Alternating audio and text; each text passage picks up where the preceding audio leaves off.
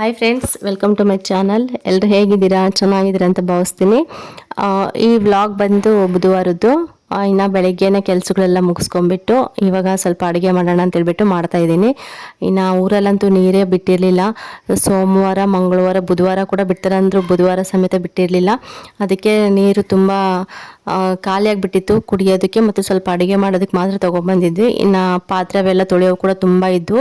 ಅದಕ್ಕೆ ಅಡುಗೆ ಎಲ್ಲ ಮಾಡಿಟ್ಬಿಟ್ಟು ಆಮೇಲೆ ನೀರು ಸೇದೋಣ ಅಂತ ಹೇಳಿ ಇನ್ನು ಅಡುಗೆ ಕೆಲಸ ಸ್ಟಾರ್ಟ್ ಮಾಡಿದ್ದೀನಿ.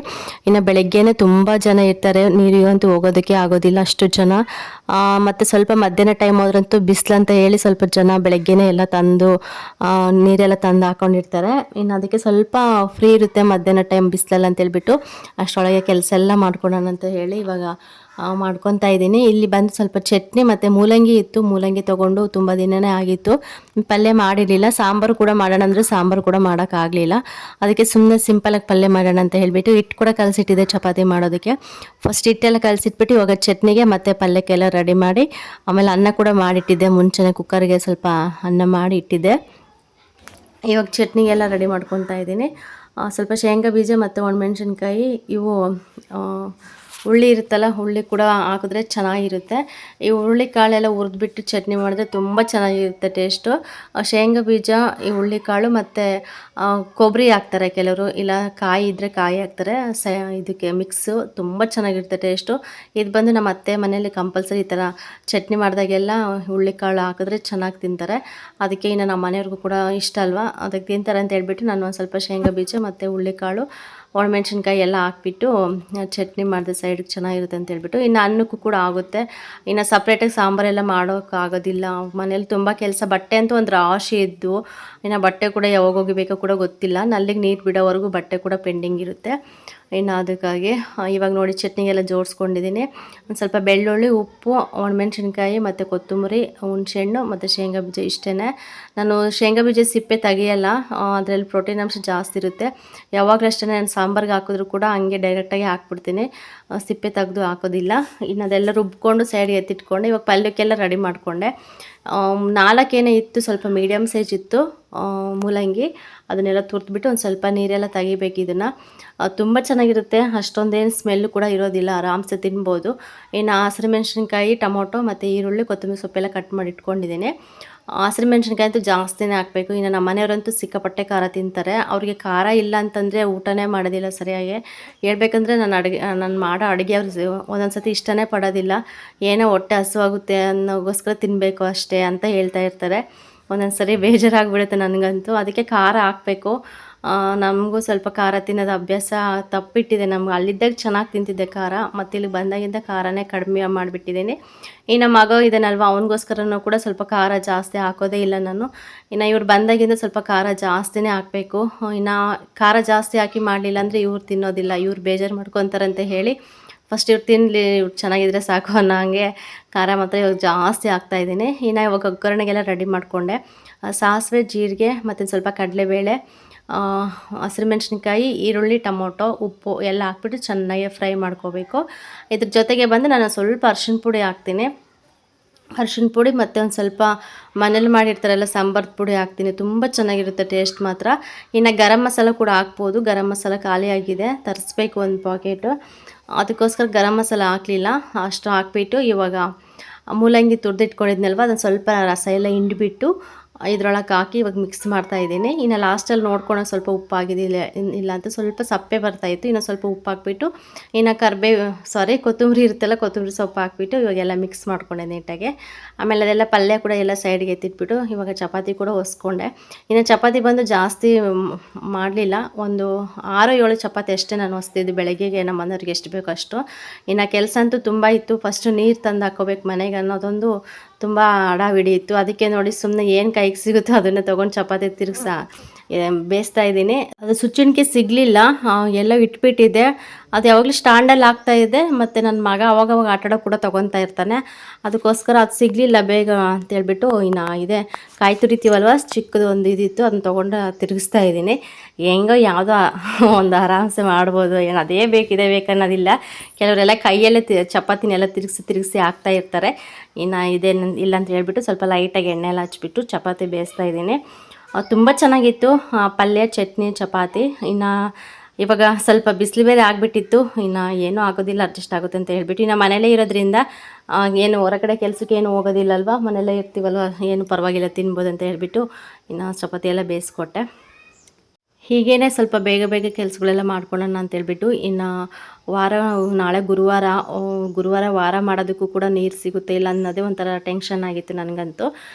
ಇನ್ನು ಚಪಾತಿ ಎಲ್ಲ ಬೇಯಿಸ್ಬಿಟ್ಟು ಇನ್ನು ನಾನು ಕೂಡ ಸ್ವಲ್ಪ ತಿಂದು ಇನ್ನು ನಮ್ಮ ಮನೆಯವರಿಗೆಲ್ಲ ಊಟಕ್ಕೆ ಇಟ್ಕೊಟ್ಬಿಟ್ಟು ಇನ್ನು ನಮ್ಮ ಅತ್ತೆಯರ ಮನೆ ಹತ್ರ ಬಂದೆ. ನಮ್ಮ ಸೊಸೆಂದ್ರು ಬರ್ತೀವಿ ಅಂತ ಹೇಳಿದ್ರು, ನೀರಿಗೆ ಕರ್ಕೊಂಡು ಹೋಗೋಣ, ಜೊತೆಗೆ ಎಲ್ಲರೂ ಹೋಗೋಣ ಅಂತ ಹೇಳಿ ಇಲ್ಲಿ ಬಂದೆ. ಮತ್ತು ಇವರು ಸೋಮವಾರ ತಲೆ ಕೂದಲು ತೆಗೆಸ್ತಾ ಇದ್ದಾರೆ. ನಮ್ಮ ಅತ್ತೆ ಐತಲ್ಲ ಮೊಮ್ಮಗ, ನಾವು ಅದಕ್ಕೋಸ್ಕರ ಸೀರೆ ತಂದಿದ್ರು. ಕಂಪಲ್ಸರಿ ಎಲ್ಲರೂ ಅಷ್ಟೇ, ಹಳ್ಳಿ ಕಡೆ ಅಂತೂ ಇದೇ ಥರನೇ, ಏನಾದರೂ ಫಂಕ್ಷನ್ನು ಈ ಥರ ತಲೆ ಕೂದಲು ಇಲ್ಲ ನಾಮಕರಣ ಏನಾದರೂ ಒಂದು ಇದಿಟ್ಕೊಂಡ್ರೆ, ಫಂಕ್ಷನ್ ಇಟ್ಕೊಂಡ್ರೆ ಅದು ಸೀರೆ ತರ್ತಾರೆ ಹೆಣ್ಮಕ್ಳಿಗೆ. ಆ ಥರ ತಂದಿದ್ರು. ಇವನವೇ ಪುನೀತ್ ರಾಮ್ ಅಂತ ಇವನು ಹೆಸರು ಬಂದು. ಇನ್ನು ಸೋಮವಾರ ತಲೆ ಕೂದಲು ತೆಗೆಸ್ತಾ ಇದ್ದಾರೆ, ಅದಕ್ಕೋಸ್ಕರ ಇನ್ನು ಹೆಣ್ಮಕ್ಳಿಗೆಲ್ಲ ಸೀರೆ ತಂದಿದ್ರು. ನಾನು ಓದೆ ಕರೆಯೋಣ ಅಂತೇಳ್ಬಿಟ್ಟು ಇನ್ನು ಚಿಕ್ಕಮ್ಮ ಕೂಡ ಅಲ್ಲೇ ಇದ್ದರು, ಸೀರೆ ನೋಡ್ತಾ ಇದ್ರು. ಅದಕ್ಕೆ ಸ್ವಲ್ಪ ವೀಡಿಯೋ ಮಾಡಿಕೊಂಡೆ. ಚೆನ್ನಾಗಿದೆ ಸೀರೆ ಮಾತ್ರ, ತುಂಬ ಚೆನ್ನಾಗಿದೆ. ಕ್ವಾಲಿಟಿ ಕೂಡ ಚೆನ್ನಾಗಿದೆ. ಸಿಂಪಲ್ ಸೀರೆನೇ, ಅಷ್ಟೊಂದೇನು ಗ್ರ್ಯಾಂಡ್ ಇಲ್ಲ. ಬಟ್ ನೋಡೋದಕ್ಕೆ ಈ ಥರ ಕಾಣಿಸಿದ್ರು ಕೂಡ ಉಟ್ಕೊಂಡಾಗಂತೂ ತುಂಬ ಚೆನ್ನಾಗಿರುತ್ತೆ ಈ ಸೀರೆ ಮಾತ್ರ. ಇನ್ನು ಇವು ಬಂದು ಪಡ್ಲಿಕ್ಕೆ ಕುಂದಿರಿಸ್ತಾರೆ. ಒಂದು 5 ಪಡ್ಲಿಕ್ಕೆ ಕುಂದಿಸ್ಬೇಕಾದ್ರೆ ಪಡ್ಲಿಕ್ಕೆ ಇಡೋಣ ಅಂತೇಳ್ಬಿಟ್ಟು ಇವು ನಾರ್ಮಲ್ ಸೀರೆ ತೊಗೊಂಬಂದಿದ್ರು. ಈ ಸೀರೆ ಅಂತೂ ತುಂಬ ಇಷ್ಟ ಆಗ್ಬಿಟ್ಟು ನನಗೆ, ನಿಜವಾಗ್ಲೂ ಡೈಲಿ ಯೂಸ್ಗಂತೂ ಸಖತ್ತಾಗಿರುತ್ತೆ.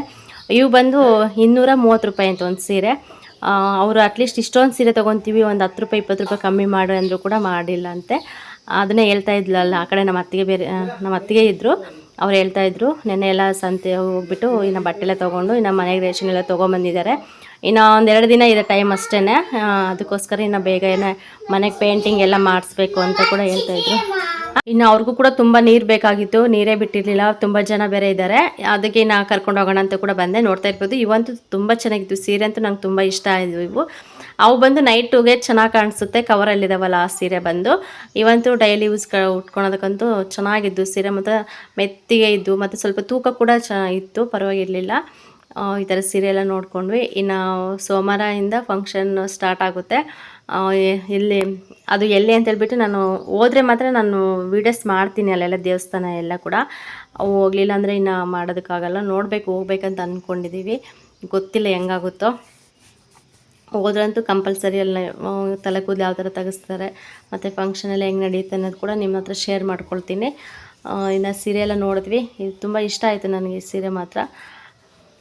ಇನ್ನು ಇವನಷ್ಟೇ ಸೇಮ್ ನನ್ನ ಮಗನ ಥರನೇ, ಎಷ್ಟು ತರಲೆ ಮಾಡ್ತಾನೆ ಅಂದರೆ ಒಂದು ಸ್ವಲ್ಪ ಹೊತ್ತು ಕೂಡ ಸುಮ್ಮನೆ ಇರಲ್ಲ. ಆ ಕಡೆ ನಾನು ಸ್ವಲ್ಪ ಮುಂದೆ ಹೋದರೆ ಬಸ್ ಸ್ಟಾಪ್ ಬರುತ್ತೆ. ಇನ್ನು ಏನಾದರೂ ಸ್ವಲ್ಪ ಗುಬ್ಬಿ ಮರಿ ಏನಾದರೂ ಬಂದರೆ ಸಾಕು, ಕಲ್ಲು ತೊಗೊಳೋದು, ಎಸೆಯೋದು ಆ ಥರ ಎಲ್ಲ ಮಾಡ್ತಾನೇ ಇರ್ತಾನೆ. ಒಂದು ಸ್ವಲ್ಪ ಹೊತ್ತು ಕೂಡ ಸುಮ್ಮನೆ ಇರೋದಿಲ್ಲ. ಇನ್ನು ಟೈಮ್ ಬಂದು ಮಧ್ಯಾಹ್ನನೇ ಆಯಿತು. ಇನ್ನು ನೋಡ್ಕೊಂಬರ್ರಿ ಅಂತೇಳ್ಬಿಟ್ಟು ಚಿಕ್ಕ ಮಕ್ಕಳ ಕಳಿಸಿದ್ವಿ, ನನ್ನ ತಂಗಿ ಮಗನ್ನ. ತುಂಬ ರಶ್ ಇದ್ದಾರೆ ದೊಡ್ಡಮ್ಮ, ಇವಾಗಂತೂ ಹೋಗೋದಕ್ಕೆ ಆಗೋದಿಲ್ಲ ಅಂತೇಳ್ಬಿಟ್ಟು ಹೋಗಲೇ ಇಲ್ಲ. ಇನ್ನು ಮನೇಲಿ ಸ್ವಲ್ಪ ಅಷ್ಟಿಷ್ಟು ಕೆಲಸ ಎಲ್ಲ ಮುಗಿಸ್ಕೊಂಡು ಇವಾಗ ಮಧ್ಯಾಹ್ನ ಆಯಿತು, 1 ಗಂಟೆ 1 ಕಾಲು ಆಗಿತ್ತು ಅನಿಸುತ್ತೆ ಟೈಮಿಂಗು. ಅವಾಗ ಹೋದ್ವಿ. ಆದರೂ ಕೂಡ ಸ್ವಲ್ಪ ಜನ ಇದ್ದರು, ಅಷ್ಟೊಂದು ಜನ ಇರಲಿಲ್ಲ, ಸದ್ಯ ಜನ ಕಡಿಮೆನೇ ಆಗಿದ್ದರು. ಇನ್ನು ನೀರು ಸೇರೋಣ ಅಂತೇಳ್ಬಿಟ್ಟು ಹೋಗ್ತಾಯಿದ್ದೀವಿ. ನಿಜವಾಗ್ಲೂ ಈ ಥರ ಎಲ್ಲ ನೋಡಿಬಿಟ್ರಂತೂ ಒಂದು ಕಡೆ ಖುಷಿನೂ ಆಗುತ್ತೆ, ಒಂದು ಕಡೆ ಬೇಜಾರೂ ಆಗುತ್ತೆ. ಇದು ಸ್ವಲ್ಪ ದೂರ ಆಗುತ್ತೆ ಮನೆಯಿಂದ ಇಲ್ಲಿಗೆ ಬರಬೇಕಂದ್ರೆ. ಮತ್ತು ಇಲ್ಲಿ ಫಿಲ್ಟ್ರ್ ನೀರು ಕೂಡ ಬರುತ್ತೆ. ಇದು ಫಿಲ್ಟ್ರ್ ನೀರಿಂದನೇ ಅವರು ಡೈರೆಕ್ಟಾಗಿ ಫಿಲ್ಟ್ರ್ ಆಗೋಕ್ಕೆ ಬಿಡ್ದೇ ಈ ಕಡೆ ಜನ ಇಟ್ಕೊಂಡು ಹೋಗ್ಲಿ ಅಂತೇಳ್ಬಿಟ್ಟು ಈ ಥರ ವ್ಯವಸ್ಥೆ ಮಾಡಿದರು. ಈ ಥರ ಆಗಿದ್ದಕ್ಕಂತೂ ತುಂಬ ಒಳ್ಳೆಯದಾಯಿತು ನಮಗಂತೂ. ಇಡೀ ಊರಿಗೇ 2 ದಿನದಿಂದ ನೀರಿಲ್ಲ. ಅದಕ್ಕೋಸ್ಕರ ಪಾಪ ದನ ಕರು ಎಲ್ಲ ಇರ್ತಾವಲ್ಲ, ಎಲ್ಲರೂ ಕೂಡ ಬಂದು ಇಟ್ಕೊಂಡು ಹೋಗ್ತಾಯಿದ್ರು. ಇನ್ನು ಕೆಲವರಂತೂ ಬಂದು ಟ್ಯಾಕ್ಟ್ರಲ್ಲೆಲ್ಲ ಡ್ರಮ್ಗಳೆಲ್ಲ ಹಾಕ್ಕೊಂಬಂದು ಆ ಥರ ಕೂಡ ನೀರು ತೊಗೊಂಡೋದ್ರು. ಮತ್ತು ಎತ್ತಿನ ಗಾಡಿ ಇರುತ್ತಲ್ಲ, ಎತ್ತಿನ ಗಾಡಿಯಲ್ಲಿ ಡ್ರಮ್ ಇಟ್ಕೊಂಡು ಬಂದು ಅವನು ಕೂಡ ತೊಗೊಂಡೋದ್ರು. ಇನ್ನು ನಾವು ಬಂದು ಇವಾಗ ಎಲ್ಲ ಕೂಡ ತೊಗೊಂಬಂದು ಸೇರ್ತಾಯಿದ್ದೀವಿ ನೀರು. ಮಧ್ಯಾಹ್ನ ಟೈಮ್ ಬೇರೆ, ಸ್ವಲ್ಪ ದೂರ ಬೇರೆ ಇತ್ತು. ಇನ್ನು ಫಸ್ಟ್ ಟೈಮು ಜಾಸ್ತಿ ಯಾವತ್ತೂ ವಾಕ್ ಮಾಡಿರಲಿಲ್ಲ ನಾನಂತೂ, ಕಾಲಂತೂ ಸಖತ್ತು ನೋವು ಬಂದುಬಿಟ್ಟಿದ್ವು. ಆದರೂ ಏನೂ ಮಾಡೋದಕ್ಕಾಗೋದಿಲ್ಲ. ಈ ಥರ ಪರಿಸ್ಥಿತಿ ಬಂದಮೇಲೆ ಎಲ್ಲದಕ್ಕೂ ಕೂಡ ಅಡ್ಜಸ್ಟ್ ಆಗಬೇಕು.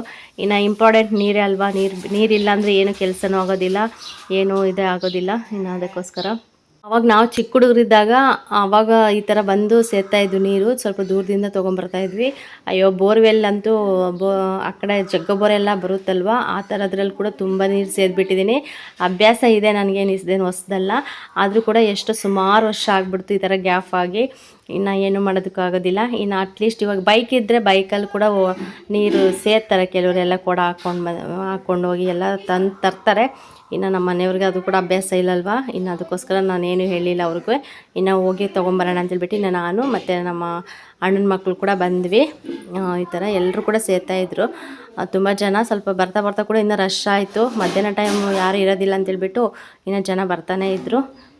ಇನ್ನು ಮನೇಲಿ ಮಕ್ಕಳು ಬೇರೆ ಇದ್ದಾರೆ. ಇನ್ನು ನಮ್ಮ ಅಣ್ಣನ ಮಕ್ಕಳೆಲ್ಲ ಇದ್ದಾರಲ್ವ, ಪಾಪ ಅವ್ರಿಗೂ ಕೂಡ ಸ್ನಾನ ಮಾಡಿಸಿರಲಿಲ್ಲ 2 ದಿನದಿಂದ. ಇನ್ನು ಸುಮ್ಮನೆ ಕೈಕಾಲು ಮುಖದಲ್ಲಿ ತೊಳ್ಕೊತಾ ಇದ್ರು. ಅಷ್ಟೊಂದು ಪ್ರಾಬ್ಲಮ್ ಆಗಿಬಿಟ್ಟಿತ್ತು. ಇನ್ನು ಮೋಟ್ರ್ ಸುಟ್ಟೋಗಿದೆ ಅಂತಂದರೆ ಅದು ಏನೂ ಮಾಡೋದಕ್ಕಾಗೋದಿಲ್ಲ. ತೊಗೊಂಡೋಗಿ ರಿಪೇರಿ ಮಾಡಿ ಮತ್ತೆ ತೊಗೊಂಬಂದು ಸೆಟ್ ಮಾಡಿ ಮತ್ತೆ ಟ್ಯಾಂಕರಿಗೆ ಫುಲ್ ಇದು ದೊಡ್ಡ ಟ್ಯಾಂಕ್ ಇರುತ್ತಲ್ವ, ಆ ಟ್ಯಾಂಕಿಗೆ ನೀರು ಬಂದು ಆಮೇಲೆ ಏರಿಯಾಗೂ ಬಿಡೋದು. ಆ ಥರ ಸ್ವಲ್ಪ ಲೇಟ್ ಆಗುತ್ತೆ ಅಂತ ಹೇಳಿ ಈ ಥರ ವ್ಯವಸ್ಥೆ ಮಾಡಿದರು. ಹೆಂಗೋ ಸ್ವಲ್ಪ ತುಂಬ ಹೆಲ್ಪ್ ಆಯಿತು ಆ ಥರ ಎಲ್ಲ ಮಾಡಿದ್ದಕ್ಕೆ. ಇಲ್ಲಾಂದರೆ ಭಾರಿ ಕಷ್ಟ ಆಗೋದು, ಇಲ್ಲ ತೋಟಗಳಿಗೆಲ್ಲ ಹೋಗಿ ಹೊತ್ಕೊಂಬರ್ಬೇಕಾಗಿತ್ತು ಅಂಥ ಪರಿಸ್ಥಿತಿ ಕೂಡ ಬರ್ತಾಯಿತ್ತು. ಇನ್ನು 2 ಕೂಡ ತೊಗೊಂಡೋಗಿ ಒಂದು 8 ಟ್ರಿಪ್ ಏನೋ ಸೇದಿದೆ ನಾನಂತೂ. ಇನ್ನು ಸ್ವಲ್ಪ ತೊಟ್ಟಿಗೆಲ್ಲ ಸೇರಿದೆ. ಇನ್ನು ವಾಶ್ರೂಮ್ಗೆಲ್ಲ ಬೇಕಾಗುತ್ತೆ, ಮತ್ತು ಮಕ್ಕಳು ಬೇರೆ ಇದ್ದಾರಲ್ವ, ನೀರು ಬೇಕೇ ಬೇಕಂತೇಳ್ಬಿಟ್ಟು ಸೇರ್ತಾ ಇದ್ದೆ. ಇನ್ನು ಅಭ್ಯಾಸ ಇದೆ. ನಮ್ಮ ಅತ್ತಿಗೆ ಕೂಡ ಬಂದಿದ್ದರು, ಅವರು ಕೂಡ 2 ಕೂಡ, ನಾನು 2 ಕೂಡ, ಆ ಥರ ಒಂದು 8 ಟ್ರಿಪ್ ಏನೋ ತಂದು ಹಾಕಿದ್ವಿ. ಓಕೆ ಫ್ರೆಂಡ್ಸ್, ಈ ಚಿಕ್ಕ ವಿಡಿಯೋ ಇಷ್ಟ ಆದರೆ ಲೈಕ್ ಮಾಡಿ, ಕಮೆಂಟ್ ಮಾಡಿ, ಶೇರ್ ಮಾಡಿ.